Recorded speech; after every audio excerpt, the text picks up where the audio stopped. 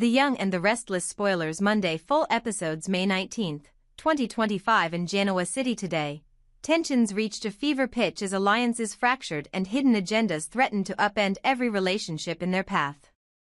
At the heart of the storm stood four women, Sally Spectra, Phyllis Summers, Amanda Sinclair, and Victoria Newman, each grappling with loyalty, ambition, and the raw ache of betrayal.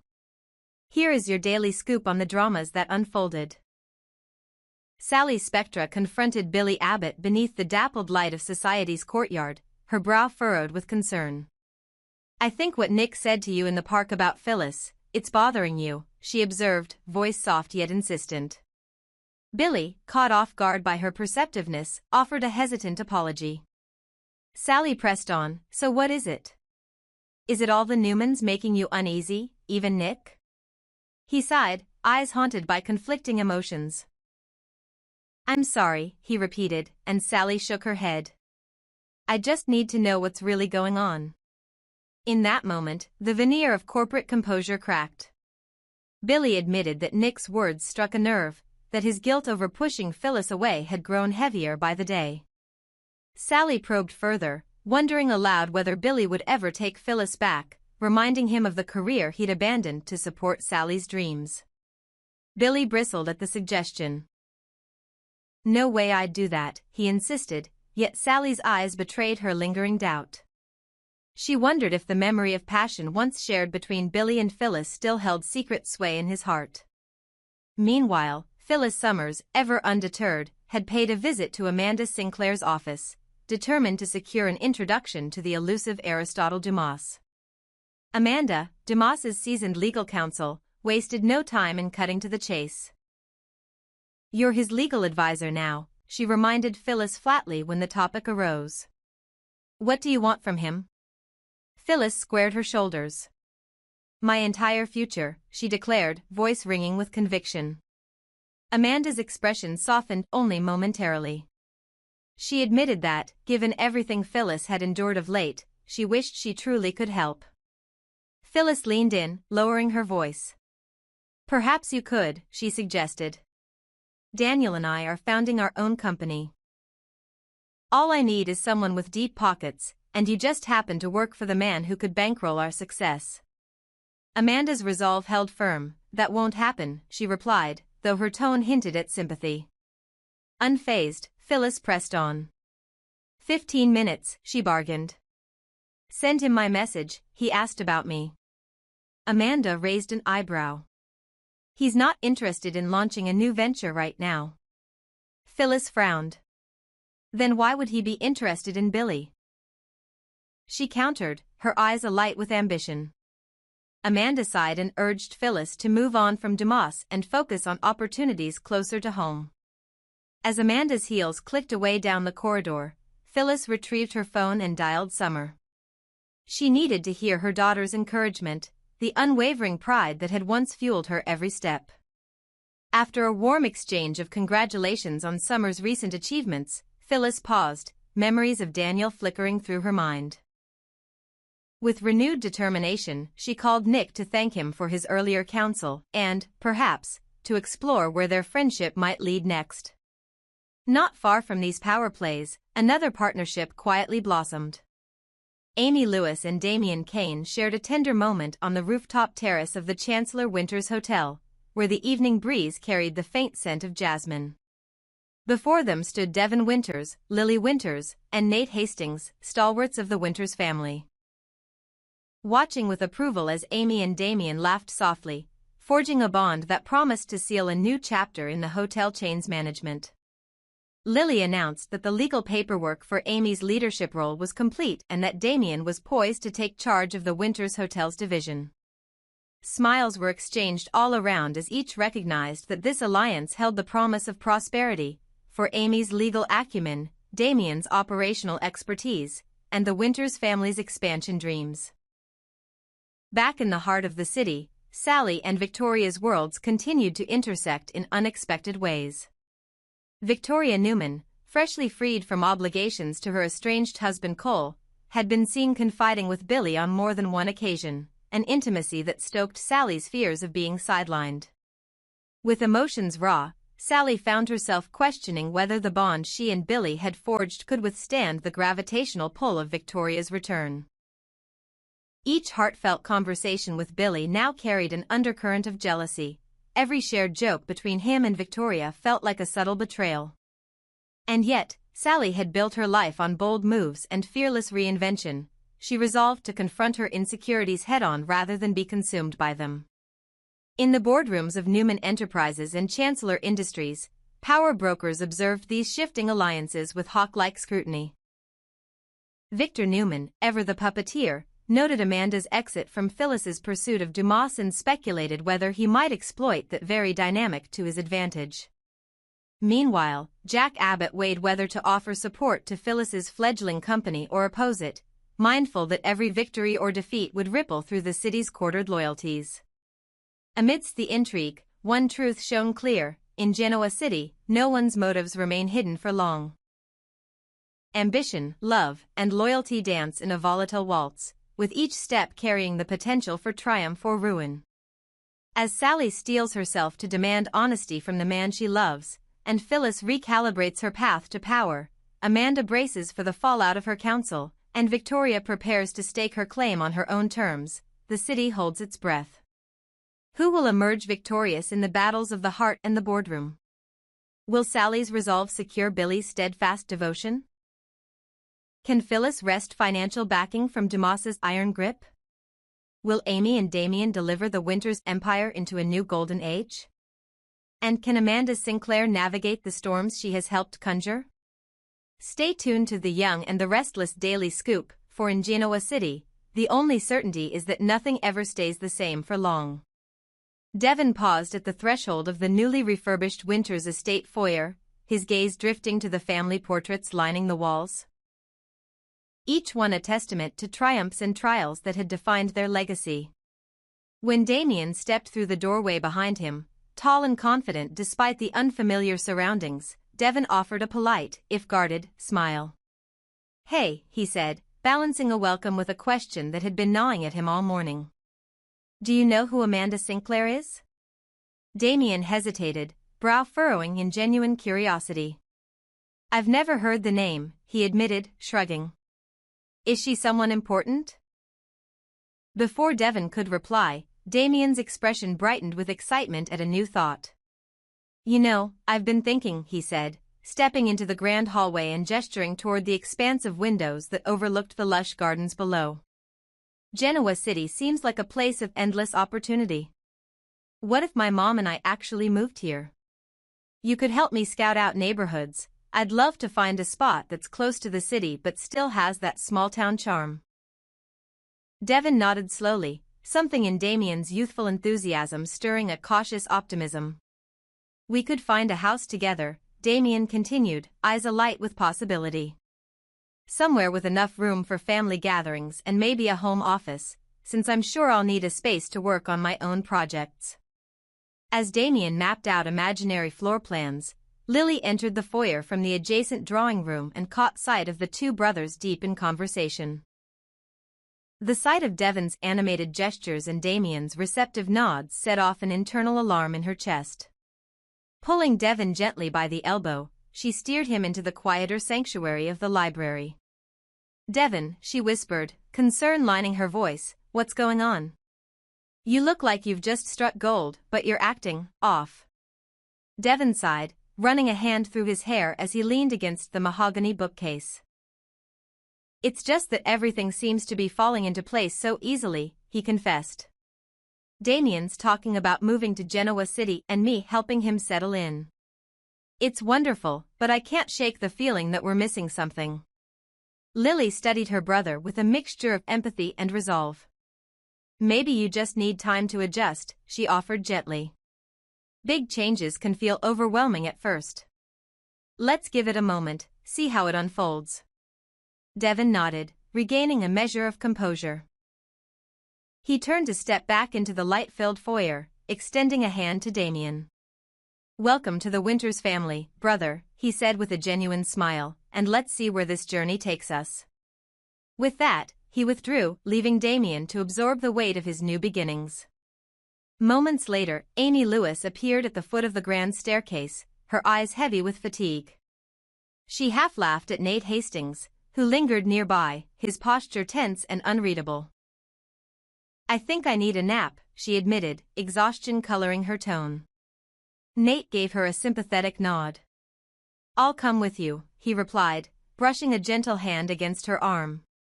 Together, they ascended the stairs, their steps echoing softly as they vanished into the upstairs suite. Left alone in the entry hall, Damien glanced toward Lily, uncertainty flickering across his features. "Do you think Devon's really okay?" he asked softly. Lily, patting his shoulder with reassurance, offered the same gentle refrain she'd given her brother. "He just needs time to adjust," she said. "Big life changes can be jarring, but he'll find his footing soon. I'm curious to see where all this goes, too." As Damien nodded, Lily's gaze drifted upward to where Nate's retreating form had disappeared. A pang of unease spoke through her thoughts, for Nate's usual warmth had been replaced by an uncharacteristic stoicism as he followed Amy upstairs. By mid-afternoon, the sleek glass facade of the GCAC, Genoa City Athletic Club, gleamed under a benevolent sun, its doors revolving with a steady stream of patrons. Inside, the air hummed with the rhythm of treadmills and the clink of free weights, but in the private lounge overlooking the pool, Billy Abbott and Sally Spectra sat across from Amanda Sinclair. Amanda's posture was impeccably composed, shoulders squared, chin lifted in her characteristic poise. When she met Billy's eyes, there was a glint of something hidden behind her practiced calm. "I have news," she announced, as though delivering a routine status update, but the gravity in her tone tightened Billy's chest. Sally leaned forward, suspicion furrowing her brow. "What is it?" she asked. Amanda drew in a measured breath. "I'm working for Aristotle Dumas," she said plainly. The words landed between them, weighted with implication. Sally's eyes narrowed, hurt and anger flaring in equal measure. "You're working for him? After everything we know about Dumas, you've chosen to be in his corner?" Her voice trembled slightly, wounded by betrayal. Amanda shifted, her expression unruffled but firm. "I'm his legal counsel," she explained, making no apology for her role. "My duty is to advise him, to ensure his affairs are handled properly." Sally bristled, her gaze flickering to Billy for support. "How could you?" she demanded. "You know what he's capable of. And you're not sorry for aligning with a man who manipulates everyone around him?" Billy cleared his throat, his tone conciliatory yet strained. "Amanda, is it true that you've been advising my mother, encouraging her to sell Chancellor Industries out from under me?" Amanda's lips curved into a faint, regretful smile. "Absolutely not," she responded swiftly, brushing away the notion as if it were a trivial misunderstanding. "In fact, I'm sorry that Jill Newman seized control of the company and sold it to Victor."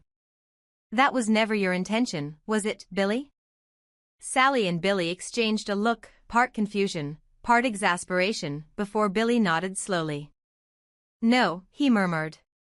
"That wasn't what I wanted." Amanda leaned back, arms unfolding in a gesture of sincerity. "I understand your frustration," she said. "But here's my advice. Reach out to your mother before it's too late. There's more at stake than business deals. Family connections, legacies, and the future of everything you hold dear." She fixed Billy with a steady gaze, emphasizing each word. "If you don't," Amanda warned, "you may lose her forever." Silence settled over the trio as the hum of the club's activity continued around them, distant and irrelevant to the storm of loyalties and ambitions churning in their midst. Sally's jaw clenched, torn between loyalty to Billy and outrage at Amanda's choices. Billy, face drawn with the weight of his mother's and girlfriend's conflicting expectations, seemed older by the second. Amanda, ever the image of composure, simply observed, poised between confidant and adversary, her counsel as cutting as it was candid. In Genoa City, where power, love, and family intertwine in a tapestry woven with threads of ambition and betrayal, the next moves would define them all. Damien's future was taking root in new soil. Devon's unease whispered of hidden challenges, Amy and Nate retreated into intimacy and uncertainty, and Billy stood at a crossroads between the woman he loved and the mother he feared he might lose. As the sun dipped toward the horizon, casting the CAC's glass walls aglow, one truth remained clear: in this city of shifting alliances, the bravest act might be reaching out when the heart demands it most, and risking everything on the hope of reconciliation. Phyllis Summers's pulse quickened the moment she caught wind of it. Aristotle Dumas, the man whose shadowy empire had seemed to exist entirely apart from Genoa City's most entrenched power players, was subtly maneuvering to acquire a stake in Chancellor Industries. She'd been poring over legal filings and contract drafts in Amanda Sinclair's sleek office, cross-checking shell companies, tracing lines of credit, and the pattern emerged with chilling clarity. Dumas's money was already seeping into Chancellor's off-the-books subsidiaries, disguised as venture capital for digital innovation, but the filings hinted at something far larger: a clandestine plan to shift controlling interest into his hands, one small tranche at a time. Phyllis felt her stomach tighten. If Dumas succeeded, her mother's legacy, already precarious after Jill Abbott's recent maneuvering, would slip through her fingers. She swore to herself that she would not let that happen. Meanwhile, across the city in the Winters household, Devin Winters paced beneath his daughter's childhood portrait, brow furrowed in suspicion. He had noticed subtle changes in the family's finances and the sudden hush that fell whenever Chancellor Industries came up in conversation. Devin's instincts, honed by years of steering the Winters Hotel's chain through economic turbulence, told him that something was amiss.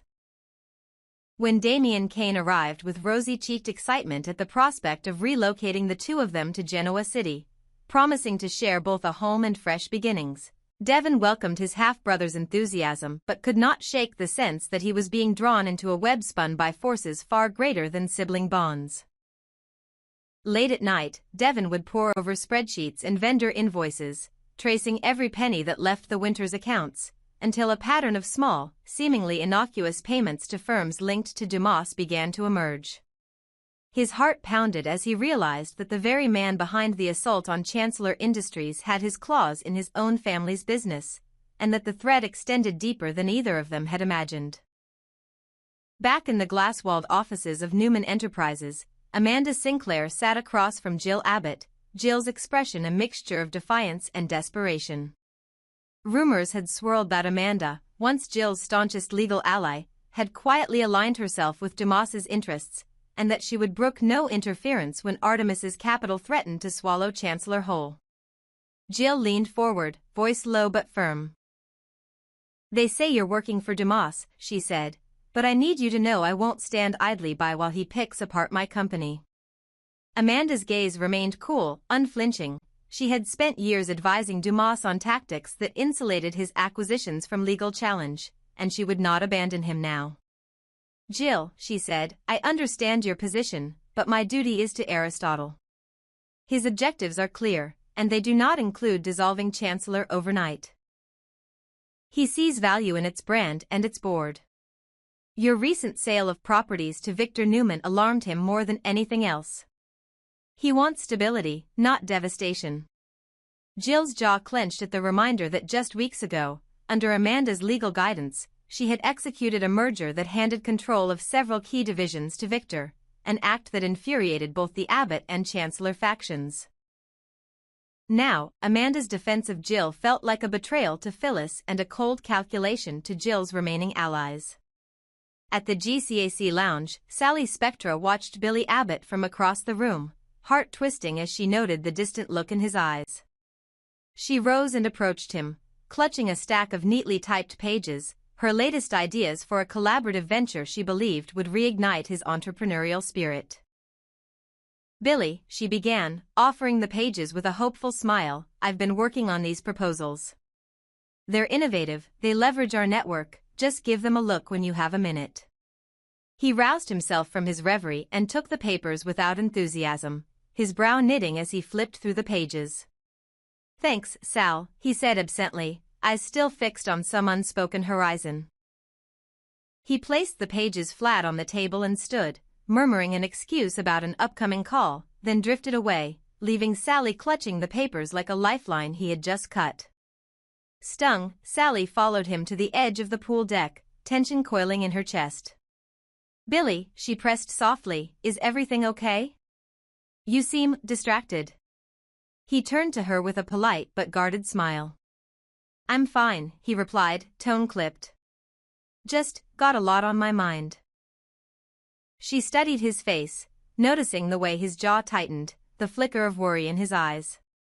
"You sound tense," she said, handing back the papers. "I thought you might be excited about these ideas." He offered a rueful shrug. "I appreciate it, Sal, I do. Just not right now." Frustration boiled within her. Why was he brushing her aside so matter-of-factly? Why did he spend more time in quiet conference calls than with her? And why did every mention of Chancellor Industries send a shadow across his expression? As Sally stewed over his icy response, Phyllis Summers confronted Amanda Sinclair in the lofty privacy of her glass office, sun streaming around them in sharp, golden beams. Phyllis, arms crossed in defiance, slapped a set of documents onto Amanda's desk, the pages rattling like dry bones. "Found this in the filings," she announced. Dumas has quietly purchased a series of call options on Chancellor stock, poised to strike when the board convenes next month. Amanda exhaled softly, not conceding a claim but acknowledging the data. "He sees potential in Chancellor's digital outreach," she explained. "It's part of a larger strategy to corner the media market through the age-old authority of the Chancellor name."